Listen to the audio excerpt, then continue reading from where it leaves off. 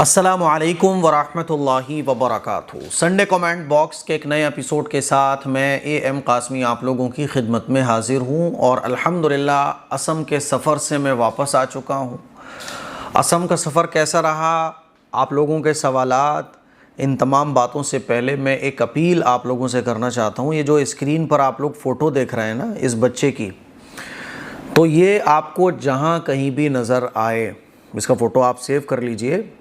चित्तौड़गढ़ में हमारे कज़न के शौहर हैं, यानी हमारे रिश्ते में बहनोई साहब हैं, चित्तौड़गढ़ में वो रहते हैं और उनके ही पड़ोस का ये कोई बच्चा है जो गुम हो गया। और इसकी जो उम्र है वो 13 से 15 साल के बीच की है। 5 फीट का इसका कद है, गोरा रंग है। पहनावा जो ये कपड़े आपको स्क्रीन पे पहने हुए नज़र आ रहा है, यही कपड़े ये पहना है। और ये छोटा कसाई मोहल्ला निम्बाहेड़ा ज़िला चित्तौड़गढ़ राजस्थान का रहने वाला है और बताया जा रहा है कि ये यूपी में ख़ास तौर पर आगरा के इलाके में कहीं है और इसका पता नहीं लग पा रहा है। तो उन लोगों ने मुझसे अपील की, हमारे बहनोई साहब का कॉल आया कि इसके बारे में अपील कर दी जाए। तो मैं आप लोगों से अपील करना चाहता हूँ, ये जहाँ कहीं भी आपको नज़र आए तो ये जो नंबर आपको नज़र आ रहे हैं स्क्रीन पर, इस नंबर पर फ़ौरन कॉल करके इस बच्चे को इसके घर वालों तक पहुंचाने की कोशिश करें आप, ठीक है। और दुआ भी करें कि अल्लाह ताला ये अपने घर पहुंच जाए। असम का सफ़र अल्हम्दुलिल्लाह अच्छा रहा, खिदमत करने का खूब मौका मिला और आप लोगों ने जो ताउन किया था, जो कुछ अमाउंट दिया था, अल्हम्दुलिल्लाह मुस्तहिकीन तक वो हमने पहुंचा दिया है। और अभी भी जमीयत उलमा हिंद के ज़रिए इंशाअल्लाह वहाँ पर ख़िदमत का काम जारी है और मेरी कोशिश ये रहेगी कि दोबारा मैं जाने की प्लानिंग कर रहा हूँ और इंशाअल्लाह अल्लाह ने चाहा तो ख़िदमत का दोबारा मौका मिला तो मैं दोबारा भी असम ख़िदमत करने के लिए जाऊँगा। मैं आप लोगों का दिल से शुक्रिया अदा करता हूँ। आप लोगों का ताउन, आप लोगों का एक एक रुपया ऐसे इलाक़ों और ऐसे लोगों तक पहुँचाने का काम किया जहाँ पर आम तौर पर मदद नहीं पहुँच पा रही थी। और असम का सफ़र भी माशाल्लाह बहुत अच्छा रहा। वहाँ की चाय बहुत अच्छी होती है तो मैं चाय की पत्ती भी ख़रीद के लाया। काश कि आप लोगों को मैं चाय पिला सकता। असम की पत्ती बहुत अच्छी होती है, उसका कलर भी बहुत प्यारा आता है, जायका भी बहुत अच्छा होता है। तो असम का बहरहाल सफ़र बहुत अच्छा रहा, बहुत सारे अपने लोगों से मुलाकात हुई और असम की जो सूरत हाल है वो बहुत ख़तरनाक है। कैमरे में जो नज़र आ रहा है ना उससे हटकर एक्चुअल में बहुत ख़तरनाक है, कैमरे में वो नज़र नहीं आ रहा। इसीलिए आप लोग दुआ करें कि अल्लाह ताला असम के अंदर जो हालात हैं वो बिल्कुल ठीक फरमा दें। ऐसा लोगों की सारी ज़िंदगी में फ्लड कभी देखने को नहीं मिला जैसा इस मरतबा फ्लड देखने को मिला है। मोहल्ले के मोहल्ले, शहर, ज़िले सब पानी के अंदर है। ज़िंदगी बद से बदतर हो चुकी है लोगों की। आप लोग दुआ कीजिएगा। चलिए साहब, सवालों का सिलसिला शुरू करते हैं। ईसाले सवाब भी कीजिए, 3 मरतबा सूरह इखलास पढ़ कर मेरे साथ ईसाले सवाब भी कीजिए। हमारे एक रिलेटिव हैं, उनका इंतकाल हो गया। हमारी रिश्ते में वो भाभी लगती हैं, हमारे कज़न की वाइफ, उनके भाई का अचानक इंतकाल हो गया। दिल का दौरा, दिल में दर्द उठा और दिल का दर्द ऐसा बढ़ा कि फिर वो अल्लाह को प्यारे हो गए। तो दुआ करें कि अल्लाह ताला उनकी मग़फ़िरत फ़रमाए, घर वालों को सब्र जमील अता फ़रमाए और जितने भी इस दुनिया से जा चुके हैं, ख़ास तौर पर वो बंदा, अभी उनकी 2-3 साल पहले शादी हुई थी, बीवी प्रेग्नेंट थी। तो दुआ करें कि अल्लाह ताला उनको जन्नतुल फ़िरदौस में आला मक़ाम अता फ़रमाए, घर वालों को सब्र जमील अता फ़रमाए। 3 मरतबा सूरह इखलास पढ़कर इनके लिए और तमाम मरहूमीन के लिए ईसाले सवाब करें। बिस्मिल्लाहिर्रहमानिर्रहीम। कुल हुवल्लाहु अहद अल्लाहुस समद लम यलिद वलम यूलद वलम यकुल लहू कुफुवन अहद। कुल हुवल्लाहु अहद अल्लाहुस समद लम यलिद वलम यूलद वलम यकुल लहू कुफुवन अहद। कुल हुवल्लाहु अहद अल्लाहुस समद लम यलिद वलम यूलद वलम यकुल लहू कुफुवन अहद। ए अल्लाह, जो कुछ हमने ये पढ़ा है इसका सवाब तमाम मरहूमीन को पहुँच जाए, ठीक है। चलिए साहब, मैं बहुत थका हुआ हूँ क्योंकि बस अभी 1-2 दिन, मेरे ख़्याल में जुमेरात को मैं वापस आ गया था, तो थकान और भी फिर आकर बहुत सारे काम किए। तो आज का हमारा संडे एपिसोड थोड़ा सा शॉर्ट रहेगा। आप लोग बोलते हो कि शॉर्ट में 30 मिनट हो जाते हैं, तो ये आप लोगों की मोहब्बत की बात है कि मैं जब बात करने बैठता हूँ तो फिर बातों में बातें निकलती रहती हैं और फिर हमारा संडे एपिसोड अच्छा खासा बड़ा हो जाता है। चलिए, शहाबुद्दीन शेख ये पहला सवाल पूछते हैं कि मेरी 2 महीने की बेटी थी उनका नाम आफिया था और मैंने आपकी बेटी के ऊपर सोच कर रखा था और आप हैं कि मेरा कमेंट का जवाब ही नहीं दे रहे हैं, तो मुझे कैसे पता चलेगा कि आपने अपनी बेटी का नाम आफिया मेरी बेटी के नाम पर रखा है। देखो कमेंट्स बहुत सारे होते हैं, उन कमेंट्स में से वैसे मैं कोशिश करता हूँ कि जब भी मुझे फ्री वक्त मिलता है मैं आप लोगों के कमेंट के जवाब देता हूँ, ख़ुद देता हूँ पढ़कर। लेकिन बहुत सारे कमेंट्स होते हैं, किसी का कमेंट नहीं नज़र में आ पाता तो नाराज़ ना हुआ करें।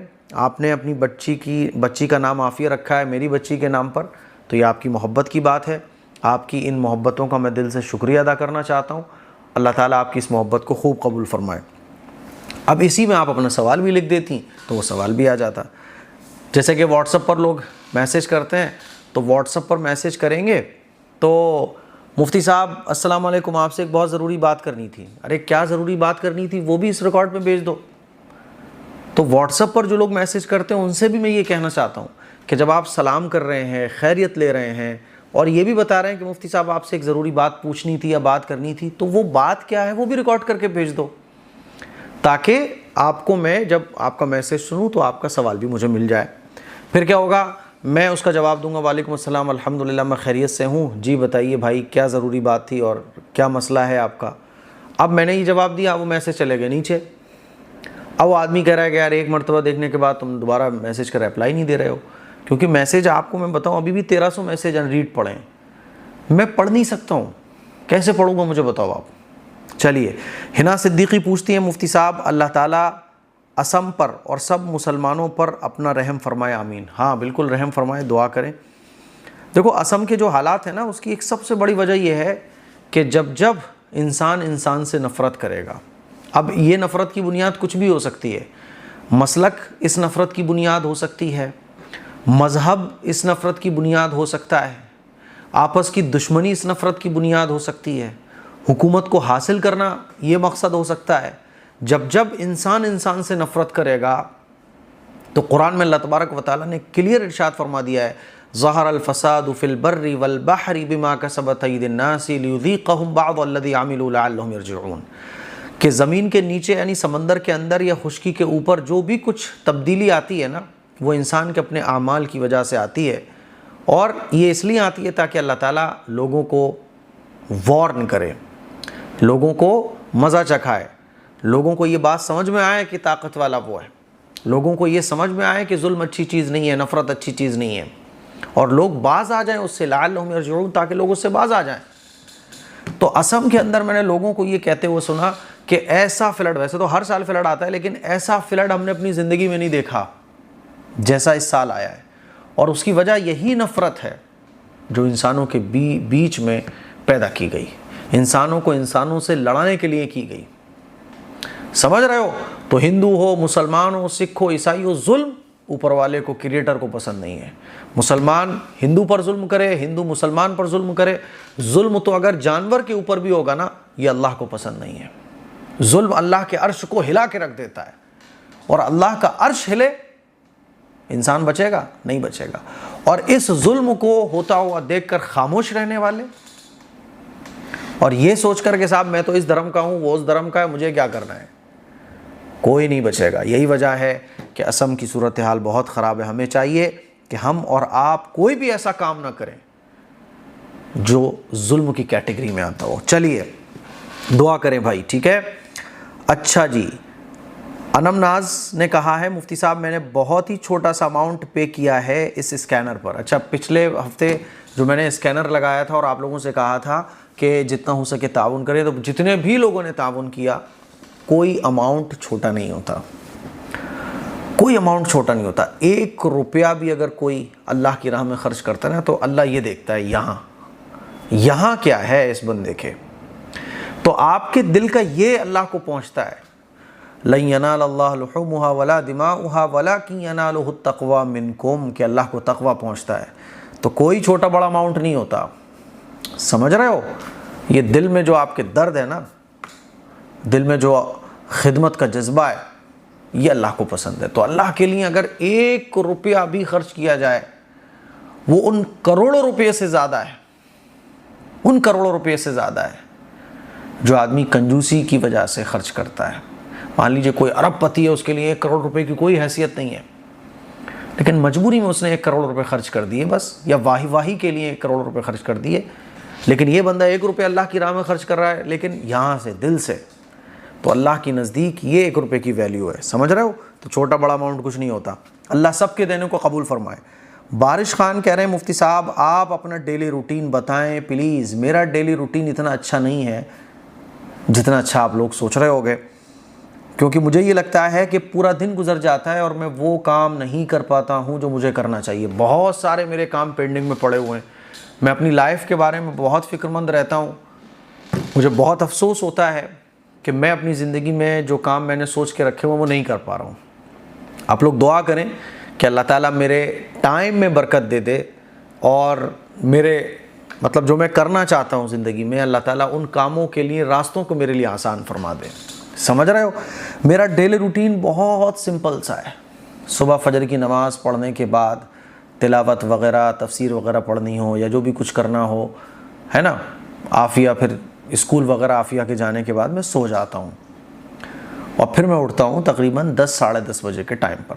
10 से लेके 11 के बीच में मैं उठ जाता हूँ और उसके बाद फिर मैं कामों पर लग जाता हूँ। तफसीर वगैरह रिकॉर्ड करनी है, पढ़ना पढ़ाना है, ऑनलाइन क्लासेस वगैरह जो भी लेनी है, ठीक है। और इस तरह से ये काम करते करते असर हो जाती है। असर की नमाज़ के बाद हमारा मकतब चलता है इस्लामिक, उस मकतब को मैं देखता हूँ और असर से लेके मगरिब, मगरिब से लेके इशा, फिर इशा की नमाज़ के बाद फिर मैं अपने कामों में मशगूल हो जाता हूँ, लिखना पढ़ना पढ़ाना जो भी कुछ होता है। और ये होते होते फिर वही रात के 11:30 12 बज जाते हैं और 12-1 बजे तक मैं सो जाता हूँ। और इसी बीच में मस्जिद में 5 वक्त की नमाज़ें पढ़ाना मैं होता हूँ तो मैं पढ़ाता हूँ। मस्जिद में मस्जिद में तफसीर का सिलसिला, मस्तूरात में हर हफ्ते वीकली इज्तिमा और बहुत सारे दीनी काम है जिसको मैं देखता हूँ। तो ये मेरा थोड़ा सा सिंपल सा डेली रूटीन है, घर से मस्जिद, मस्जिद से घर, बस, ठीक है। इसी दरमियान में कुछ अल्लाह ताला जहन में डालता है तो आप लोगों के लिए यूट्यूब पर रिकॉर्ड भी कर देता हूँ, ठीक है। चलिए, MTS स्टडी ये पूछते हैं, उम्मीद है आप खैर आफियत से होंगे। अल्लाह पाक से दुआ है कि अल्लाह पाक हम सबको जन्नतुल फिरदौस अता फरमाए। मेरे आपसे 2 सवाल है। नंबर 1, मैं उम्र 20 है, क्या कभी कभी मेरी उम्र 20 है? अरे भाई क्लियर लिखा करो, साफ लिखा करो। अब आपका क्लियर लिखा है मैं उम्र, तो मेरी उम्र 20 है। सवाल लिखते टाइम जल्दी जल्दी सवाल लिखना, ये भी अदब के और सलीक़े के ख़िलाफ़ है। आप सवाल करो या जवाब दो या कोई भी काम करो अच्छे से, सुकून से, इत्मीनान से, करने के बाद उसको एक बार चेक भी कर लो। तो मेरी उम्र 20 है, क्या कभी कभी मूड फ्रेश करने के लिए कार्टून देखा जा सकता है? देख सकते हैं, कार्टून देख सकते हैं। बहुत सारे ऐसे कार्टून आते हैं जिसमें मतलब ऐसे मूड फ्रेश करने वाली चीज़ होती हैं, जोक होते हैं, चुटकुले वगैरह होते हैं, या कॉमेडी के कोई ऐसे भी देखा जा सकता है, इसमें कोई हर्ज की बात नहीं है। नंबर 2, आप मथुरा कब आ रहे हैं? जब आप बुलाओ। आप लोग जब बुलाओगे मैं तब आ जाऊँगा। इसीलिए मैंने कहा भी है कि 7417810799 ये मेरा व्हाट्सअप नंबर है। इस नंबर पर आप मुझे अपना नाम, अपने शहर का नाम लिखकर भेजिए, मैं सेव कर लूँगा, ताकि जब मैं मथुरा आऊँ या साहब लखनऊ आऊँ या मेरठ आऊँ तो मैं मेरठ लिखूँ तो मेरठ के जितने भी कॉन्टैक्ट्स वाले हैं वो सब मुझे मेरे सामने आ जाएं, ताकि आप लोगों से मुलाकात ईजी हो। तो बिल्कुल इंशाल्लाह जब आप बुलाएंगी तब आएंगे, आप नहीं बुलाएंगी तो कोई बात नहीं है। हम आप मुझे मैसेज कीजिएगा, जब मथुरा आना होगा तो ज़रूर मैं आपको इत्तला करूँगा। माहीन अली ये पूछती है, मुफ्ती साहब क्या इस्लाम में मुस्लिम विमेन जज मजिस्ट्रेट बन सकती हैं? क्योंकि अगर वो बनती हैं तो उसे मैन मेड लॉज के अकॉर्डिंग फ़ैसला करना पड़ेगा। Please respond. सूरह अल-माइदा, जो अल्लाह के नाजिल किए हुए हुक्म के मुताबिक फ़ैसला ना करे वही ज़ालिम है। देखिए, मैं तो ये कहता हूँ कि जो बनना है बनो यार, जो बनना है बनो, सोचो मत। जब बन जाओ उसके बाद मुझे बताओ। तो आपको अगर विमेन जज बनना है तो बनो आप, नो प्रॉब्लम। अब रही बात ये कि कुरान में ये अल्लाह फरमाता है कि जो अल्लाह के नाजिल किए हुए हुक्म के मुताबिक फ़ैसला ना करे, ये तो वो ज़ालिम है, बिल्कुल ज़ालिम है। लेकिन ये तब है जब मेरे अंदर ये ताकत हो, मेरे अंदर ये ताकत हो। मेरे अंदर इसकी ताकत नहीं है तो जितनी मेरे अंदर ताकत हो उस पर मैं अमल करूँगा, ठीक है। मान लीजिए कहीं इस्लामी हुकूमत है, वहाँ जो हाकिम है, बादशाह है, खलीफा है, प्राइम मिनिस्टर है, वो वहाँ इस्लामिक लॉज के हिसाब से फैसला कर सकता है, जो वहाँ का जज है, लेकिन नहीं कर रहा है, ये उसके लिए है। हम जिस मुल्क में रहते हैं यहाँ संविधान है, तो हम संविधान के हिसाब से जो जायज़ और जो मजलूम की मदद हो सकती है, जालिम को सज़ा देने का काम हम कर सकते हैं, वो करेंगे। ला युकल्लिफुल्लाहु नफ्सन इल्ला वुसअहा, कि अल्लाह ने इंसान को उसकी ताकत से ज़्यादा का मुकल्लफ नहीं बनाया।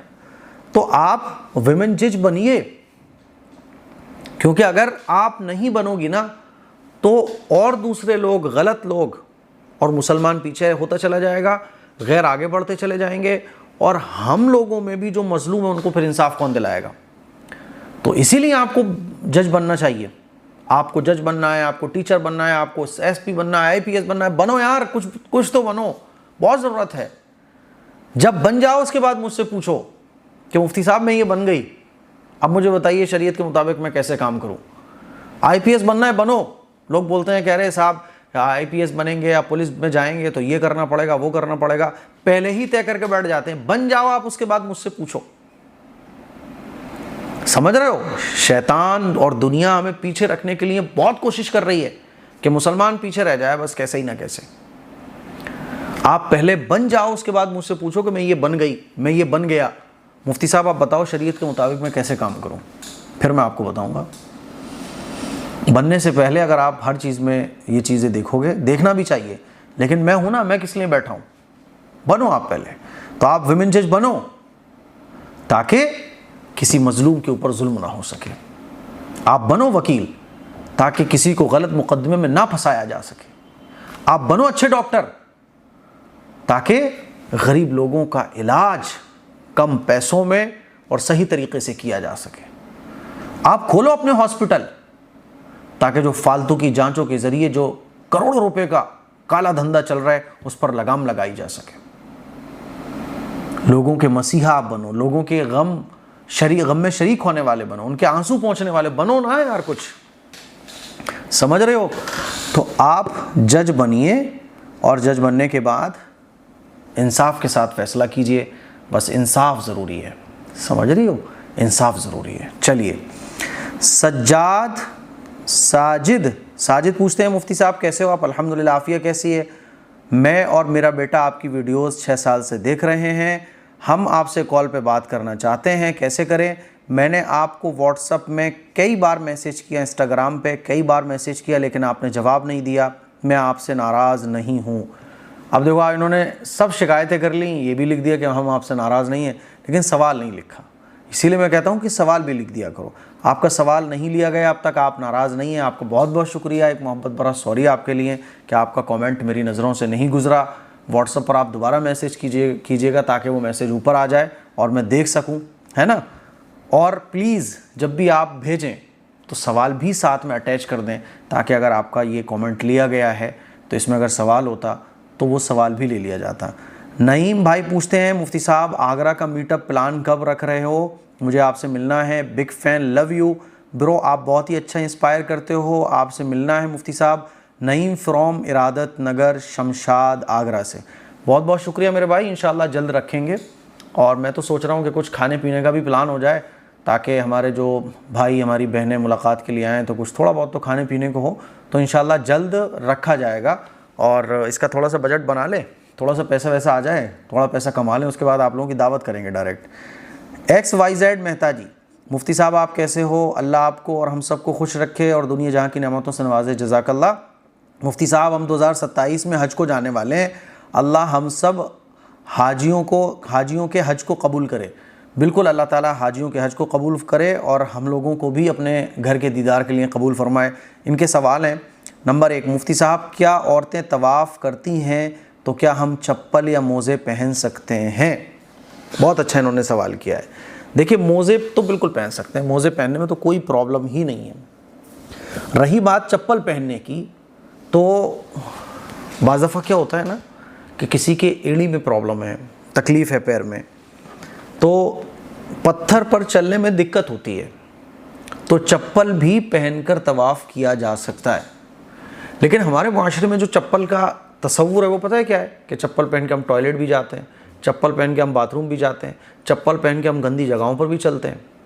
तो चप्पल एक गंदी जगह पर यूज़ होने वाली चीज़ हो जाती है कि हम अपने पैर को बचाते हैं और चप्पल का इस्तेमाल करते हैं।